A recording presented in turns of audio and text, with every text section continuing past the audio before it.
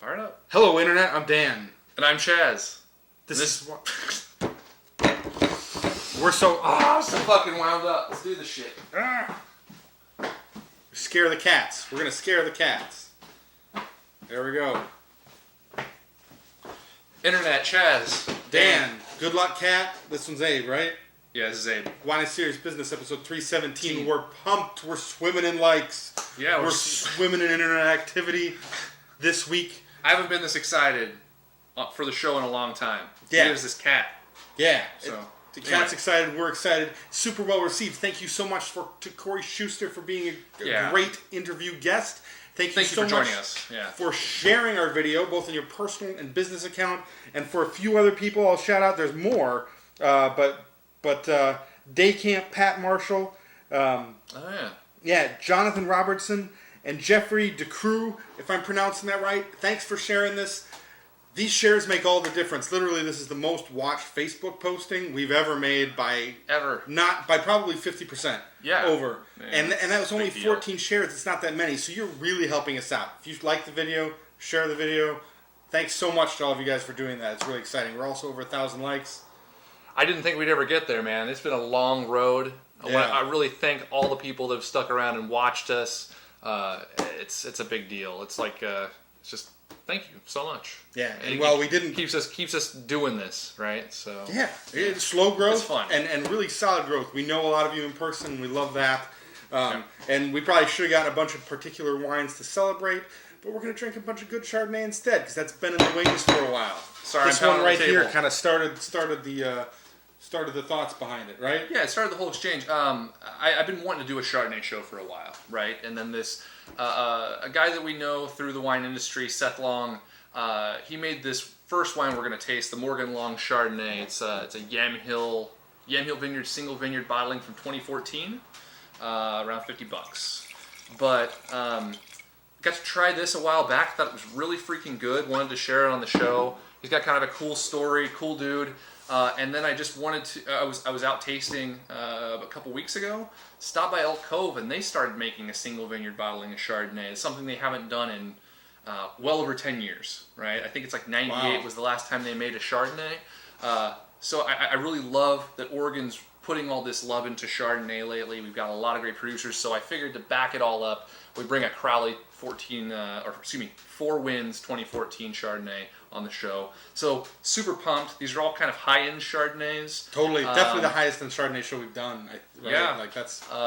But just wanted to kind of check them all out. Yeah, I love this is an exciting bottling, like debut bottle. I didn't realize till we were just talking before the show, but he's been in the wine industry for quite a while. He's worked at a lot of different places, and I know kind of worked up to like making his first wine, something really solid. He was really excited about, seeing a lot on social media about it. I've been excited to try the wine. Yeah. And the dude drinks good wine. Like being friends with Seth on social media for as long as I have, like he drinks nothing but solid shit, right? Like bleep me, whatever. No. But when someone's tastes are of that, like what he's drinking, the wine he's going to make, like you would think that he's not going to let, like the quality level of the wine he's probably going to make is hopefully pretty damn good. So, and the stuff I got to taste before was really solid, so I just wanted to share it on the show. Anyway. Yeah, that's where I was going. I'm excited to try it. I'm glad you picked it up. So here we go. Yeah. It smells like good Chardonnay. A little bit of green apple, a little bit of floral, a little touch of oak on there. Some of the green apple kind of runs the spectrum. There's a little bit of like apple core, like underripe ones, mixing in with some of that other fruit. This is crisp nose. Definitely more fruit driven too. Like some Chardonnays can run the thing of like malolactic really comes through on the nose. That does not come through for me, like that buttery sort of richness. Yeah. That's not really showing on the nose. It's definitely more like fruit driven. Green apples, pears, maybe a bent to like lees, like the lees contact or something. Bit. Yeah. Which I'm often down on, but it's not giving me a negative impression here. So nice work with that. Yeah, really just like fruit. Maybe a hint of mineral, a lot of acid coming through on the nose.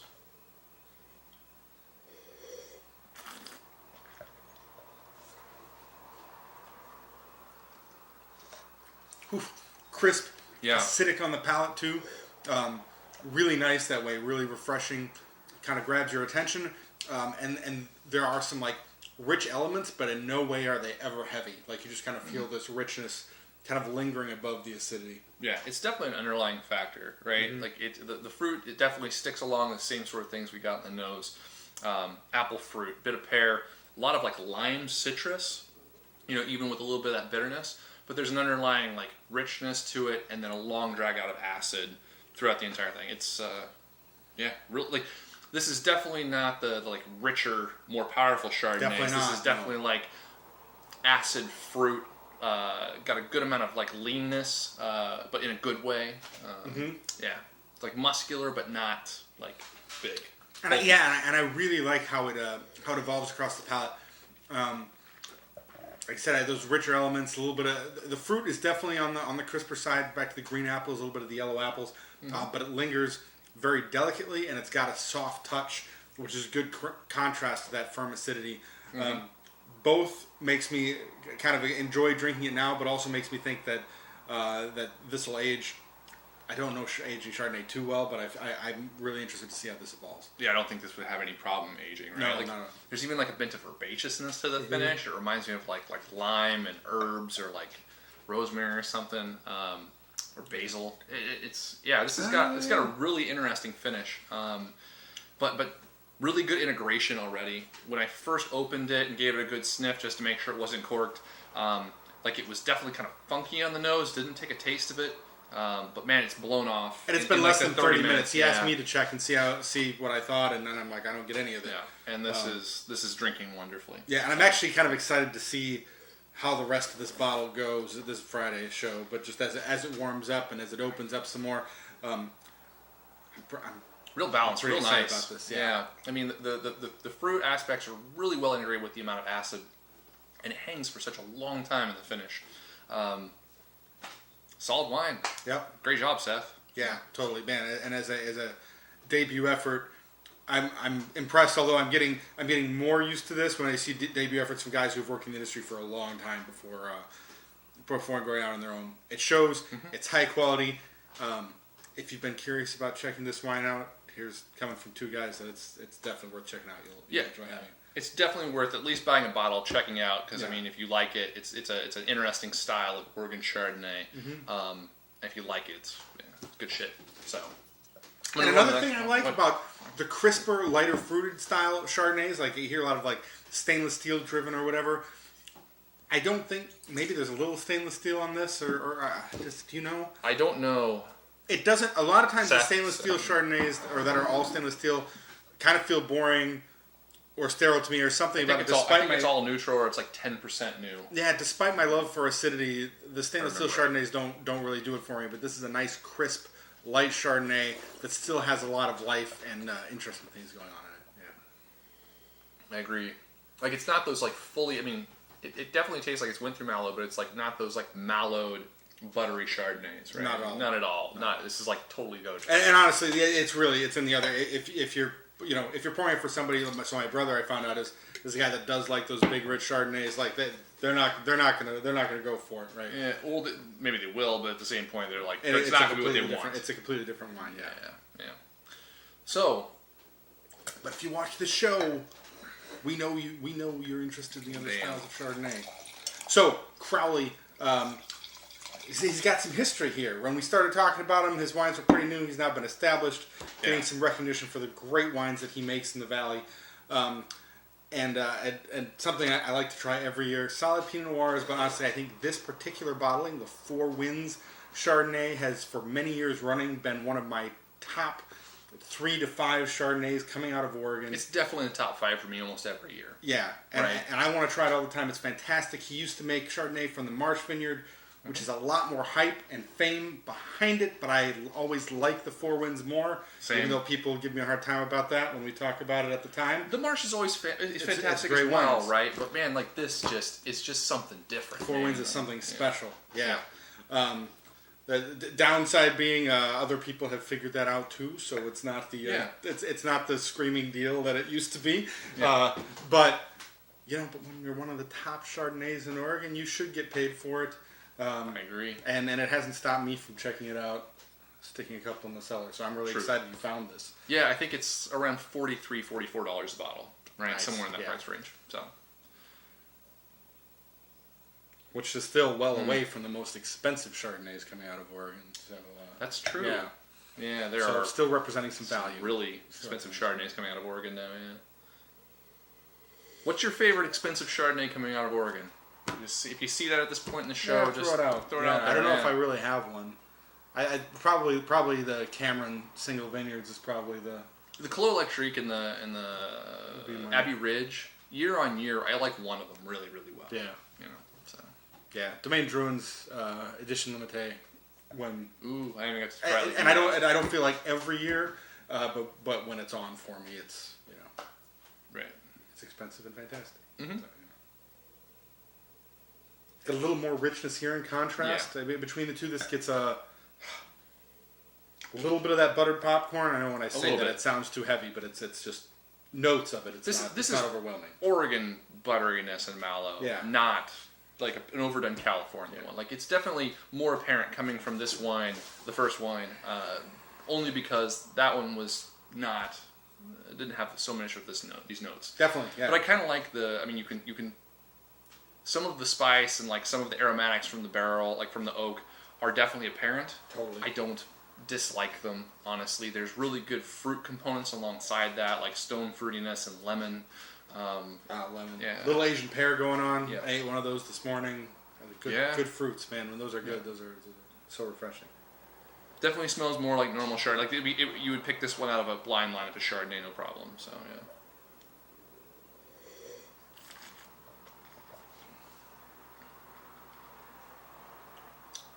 Jeez. Yeah. This yeah. So like we're saying, very much like on the nose, there's definitely a richer touch. Definitely a little more oak action going on here. A little more mallow. You get a little bit of that richness. The acidity is still really full. The richness is hitting the front of my palate, kind of spanning out towards the sides. Yeah. The acidity shoots right down the middle. It's got a boatload of acidity. Mm-hmm. But I think it does really well with the fruit, the intensity of flavor here. Like, there's a lot of sort of that richness and strong fruit flavors, like Honeycrisp apple, Asian pear, and they're very intense. And that acid is right up there with them, and it stays linear throughout the entire experience. The intensity level on this is dialed up a few notches from the last wine. Like, this is I don't know, big, bold in your face for sure. Pretty bold compared to the bold. Very well integrated right now. I'm pretty impressed by that, given the strength of the flavors, that everything works well together. Those fruit flavors kind of sit on the center of the palate, linger for a good long time. This is really nice. This is really nice. If you're having a party with some friends, blind them on this. See if you can get them to think it's white Burgundy, because I think the oak flavors on it or whatever kind of remind me of the little bit I know of those wines. Like Merceau or something. Not quite Merceau, but Pauline Montrachet is the one like that village area. Little bit, the little bit that I know of it. Yeah. But great integration. This is in a great spot.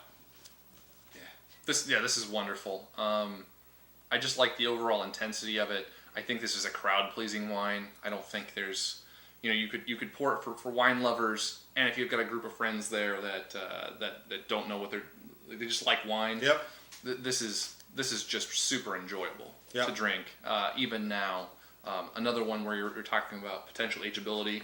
Yep. I would want to age something like this too, right? To see where this goes, because if this intensity sticks around for next 5-6 years from now, you try it, it's developed a little bit of secondary age characteristic. This might be really, really fun to drink. The acid is absolutely killer on it. Yeah, this should be really exciting.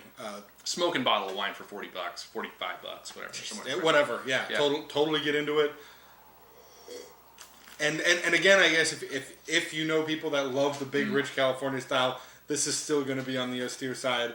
They still stretch their imagination a little bit. Well, it lacks the flavor and the overwhelming the flabbiness. But I don't mind. I would say then more for me. Absolutely. Right. If they don't want to drink it, so this I didn't know this was out yet. I gotta pick some up. Yeah, I didn't either. So. All right. So lastly, we're gonna do the Elk Cove Vineyards Goodrich 2014 Chardonnay. This is a single vineyard bottling. Something new to them. I think they purchased this vineyard only recently. It's very close to their state vineyards in Gaston. Good deal. It's a rinse? Yes, it's a rinse. Yeah, of course. Last wine, right? Might as well.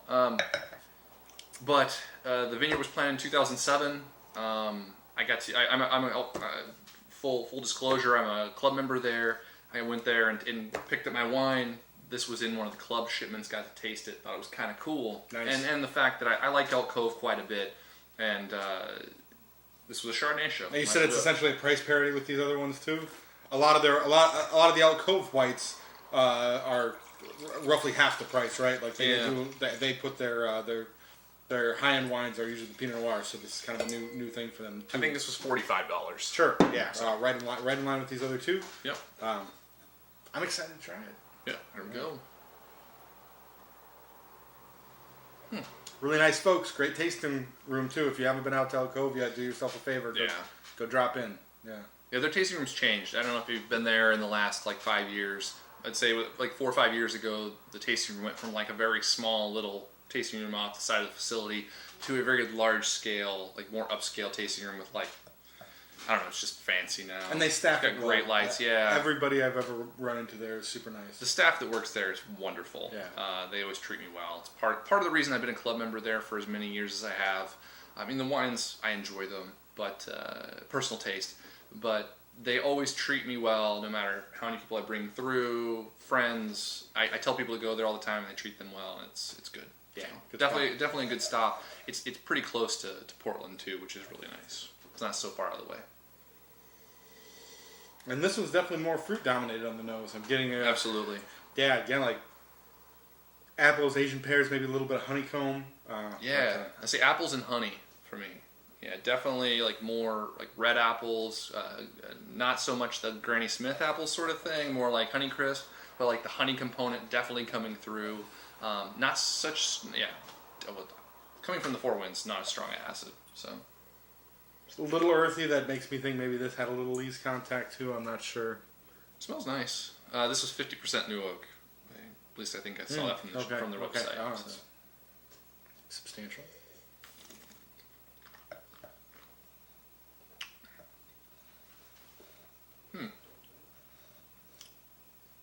Yeah, I don't know what to do.